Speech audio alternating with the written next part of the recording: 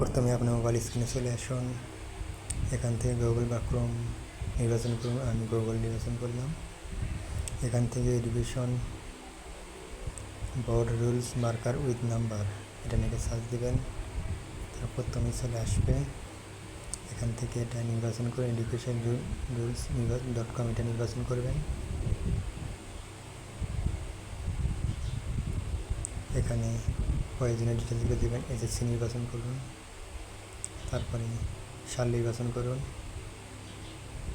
তারপরে বিভাগ নির্বাচন করুন, তারপরে এখান থেকে প্রথমটাই দিবেন।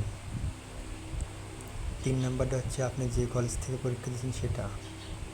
2 নম্বরটাও আপনার জন্য। 4 নম্বরটা সেন্টার, 5 নম্বরটা ডিস্ট্রিক্ট,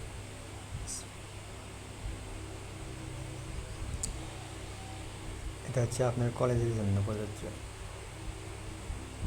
আমরা এটা দেব না, আমরা প্রথমটা দেব, আমরা নিজেরটা দেখবো তাই।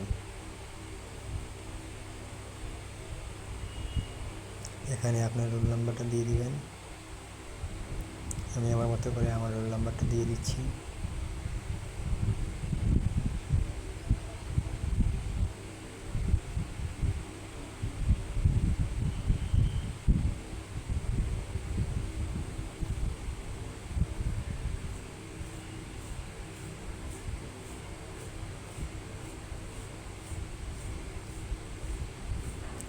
রোল নাম্বার দেওয়া শেষ হলে আপনার পরের টাইপে নিয়ে যাবে।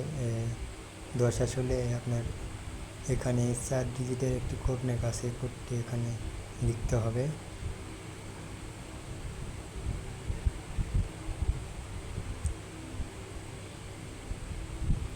ডিজিটের কোড লেখার পরে আমরা